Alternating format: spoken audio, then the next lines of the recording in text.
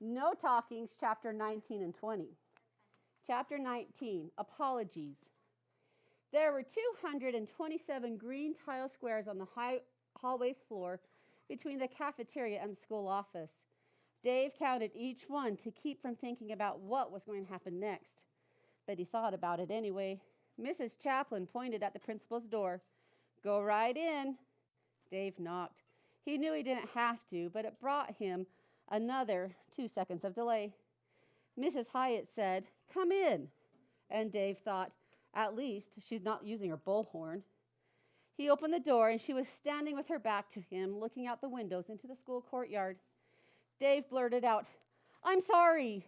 And he said it because he knew he shouldn't have yelled at the principal, even if he had been right, which he still believed he was. He also apologized because he hoped it might save his life. Mrs. Hyatt turned around and Dave was shocked to see the look on her face. Because she wasn't mad. She almost looked like she'd been crying and her nose was pink. She shook her head. "That's why I sent for you, so I could say that. I'm the one who got angry, and I yelled first, and I set a terrible example, so I hope you'll forgive me." Dave couldn't remember the last time a grown-up had apologized to him, and to have the principal saying she was sorry, well, he could barely manage a nod at her. She nodded back and then paused and said, "So, what are we going to do about this situation?" Not sure," Dave said. She frowned. "Please, you can talk freely in here. None of your friends can hear us." Dave shook his head. "Honor system." Mrs. Hyatt's eyebrows went up. "Oh, of course, very admirable. Well, maybe you can answer some questions for me, just to get started." Dave said, "Sure." "First of all, how did this all get going? Who started it?" Dave smiled. Mahatma Gandhi." "Pardon me?" Mrs. Hyatt said. Dave said he stopped talking. And the principal said, "And someone wanted to try that here at school, right?" Dave nodded and pointed at himself. "All my fault." "I see," she said. "How did you learn about Gandhi?" He said, "Social studies report." "And why did he stop talking?" Dave shrugged. "To think more." "But you're not keeping silent. Not totally. Why?" Dave thought a moment, then he said, "Respect for school," which he knew was going to make him sound like a goody-goody, but it was true. He and his friends weren't trying to shut down the school. Not at all. Mrs. Hyatt nodded slowly and said, "Oh." She seemed to be out of questions, and during that 3 or 4 seconds of silence, an idea jumped into Dave's mind, but he pushed it out. It was too outrageous. But the idea bounced back into his head, and this time Dave just blurted out, "Want to join?" Mrs. Hyatt bunched her eyebrows together. "What do you mean?" "Join. Stop talking." She looked at Dave as if he had just told her to put on a grass skirt and dance the hula on the roof of the school bus. "Don't be silly. I'm the principal. Do you have any idea how many people I have to speak to every single day?" Dave pointed at a notepad on her desk. "May I?" She nodded and he wrote, "You can only say 3 words in a row, and only if a teacher or grown-up talks to you first, except you can talk to a kid first because you're sort of a teacher, and no talking at all outside of school, honor system, and the whole thing's almost over anyways, just until tomorrow." Then Dave smiled up at her and said, "It's interesting." Mrs. Hyatt shook her head. "I could never." Dave put his hand up like a traffic officer. "There, stop. 3. Mrs. Hyatt smiled. It wasn't a principal smile. Dave could tell she was smiling a real person's smile. She smiled because she realized Dave had offered her something important. Just 5 minutes earlier, she had acted like a monster. But she wasn't, not really. Still, she had behaved terribly. Even in the cafeteria knew that. Kids and grown-ups both. And news like that spreads quickly. So somehow she needed to remind everyone that she wasn't a monster fast. And Dave had just offered her a way to become human again. because it's well-known fact that monsters do not have a sense of humor. She tore Dave's sheet off the notepad, bent over the desk, and did some writing of her own. She stepped quickly into the office and handed Mrs. Chaplin the paper. The secretary read it over and said, "And I should." The principal held up one finger and said, "Type." Then she held up two fingers and said, "Duplicate." Then she held up three fingers and said, "Distribute." Mrs. Chaplin said, "Got it." Then, turning to Dave, the principal said, "Ready, set, go." Dave's head was spinning, but he managed to say, "Where?"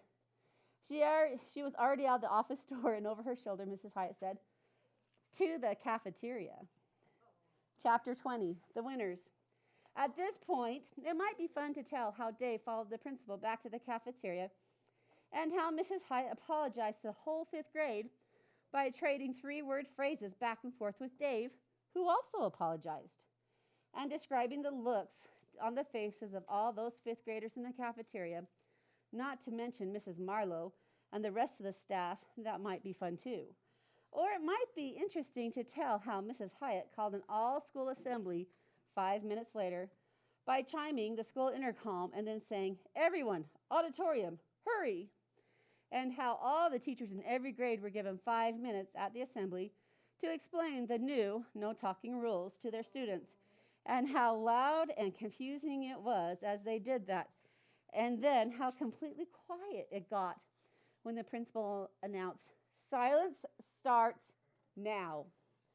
And it might be enlightening to explain how Mrs. Hyatt had changed the contest so that the kids in kindergarten through fourth were competing grade against grade to see who could say the fewest illegal words during the next 23 hours, and why she thought her way was a better idea than the boys against girls. And it might be thought-provoking to explain how Dave felt about all this, how he felt that he was sort of like Gandhi, and how Mrs. Hyatt was sort of like the British Empire, and how he felt like there had been a great victory with liberty and justice for all, which included Mrs. Hyatt herself. And Mr. Burton, there's a lot that could be told about him because he went completely stratospheric. He spent the last 24 hours of the contest scribbling down notes, taking photos, and using a little handheld recorder to capture as many three-word sentences as possible. He collected so much great material that he began thinking that he could not only write that paper for his human development course, he could practically write a whole book about the way the kids and teachers at Laketon Elementary School had changed the way they express themselves, changed their view of language itself, what it is, and how it works, and how communication can take so many different forms. And speaking of human development, it might be fun to explore why the very, very youngest kids could not even imagine how to go without something as amazing and powerful as talking, not even for 10 minutes, which is why the whole kindergarten was immediately excused from the activity. And how about Thursday morning, when the boys reported 0 honor system word goofs and the girls reported only 1? Telling how Dave and Lindsay reacted to that news would be revealing. And then it would certainly be fun to peek at the challenges Mrs. Hyatt faced as she kept to a strict diet of 3 words at a time on Wednesday afternoon and again on Thursday morning. She talked with parents, with the superintendent, with the principals of other schools, with the electrician who arrived to repair the milk cooler, and of course, with her teachers and hundreds of kids, all of whom thought it would be great to have a principal who just might be a little bit crazy. In fact, the whole story could jump a whole week ahead or even months ahead to see the way the fifth graders completed the school year as kinder, more careful talkers and thinkers. Because there's absolutely more to tell. There's always more. But as tempting as it is, it's not the time to tell about all that, because this is the time to jump right to the fifth grade lunch on Thursday, right to the point when the original contest was coming to an end, right to the moment of truth, when boys and girls were getting ready to compare their final scores. Because with all the goodwill and the happy vibes that swirled out of Mrs. Hyatt's change of heart, plus the excitement of having the whole school go quiet, you might think that somehow the fifth grade boys against girls contest didn't matter anymore. But it did. Remember when Dave stood up and shouted at the principal on Wednesday? Did you think no one was counting? Not true. Everyone was counting. Dave had said 30 words, grand words, brave and true. However, all but 3 of them were illegal.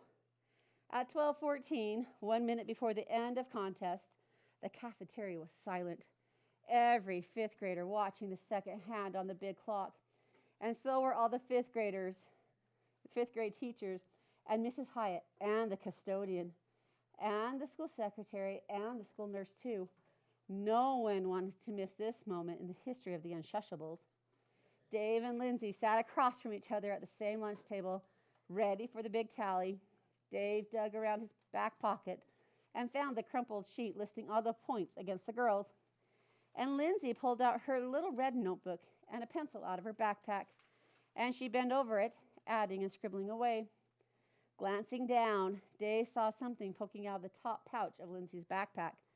A huge permanent marker, a red one.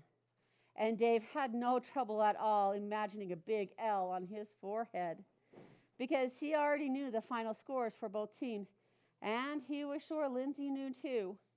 With just 15 seconds to go in the silent cafeteria, Lindsay stood up, looked down at the red notebook, took a deep breath, and she talked. I have to say this. My whole opinion changed about boys. You really did the honor system great, and being quiet, also great. Everyone together, so thanks. And then the second hand pointed straight up. It was 12:15 and the contest was over. A yell went up and nearly peeled the tiles off the floor. Kids jumped out of their seats and ran and stood bouncing face to face with groups of friends, and everyone jabbered faster and louder than human beings ever should, laughing and nodding and telling everybody everything they were thinking and feeling. And the louder it got, the louder everyone had to talk to be heard above the rising tumult. And the sound spiraled up toward that point where dogs run and stick their heads under a sofa. And amid the burst of joy and noise and confusion, Lindsay shouted to Dave, "What's the official count?" Dave nodded, cupped his hands around his mouth, and bellowed, 47 against the girls. Lindsay looked at her notebook. She didn't even try to talk. It was too loud for that. She turned the notebook around, and at the bottom of the page, number was circled. 74 against the boys. A huge defeat. Lindsay gave him an odd smile, and Dave was ready for the teasing to begin. She shouted, "You didn't count." He was confused. Count? Count what? Lindsay yelled as loud as she could, "What I said at the end." Dave shook his head. "What?" The sound around them was deafening. Lindsay flipped the page and then turned the red notebook around so Dave could see it. And there was her whole little speech written out word for word, and the last word was thanks, and above it she had written a number, 27. Dave nodded slowly as he stared at the speech and saw what Lindsay had done. He did the math in his head. 7 plus 7 and carry the 1. She had made the contest an exact tie, 74 points for each team. And their private war to see who got to label the other a loser? Also a tie. Her 27 words matched the legal ones he had yelled at Mrs. Hyatt. Was it all too perfect? Of course it was. Had Lindsay messed with the score against the boys to make it add up that way? Without a doubt. Would there be a big investigation? Not likely. Dave kept looking at the notebook. Lindsay's speech was filled with cross-outs and changes. She had chosen those last words so carefully, making each one count. He wanted to say, "I owe you," big time. He also wanted to say, "I guess I'm pretty much an idiot, aren't I?" And most of all, he wanted to say what she had already said, "Thanks." But Dave and Lindsay just sat there grinning at each other in the noisy cafeteria, and neither of them said a thing, not one word. The end.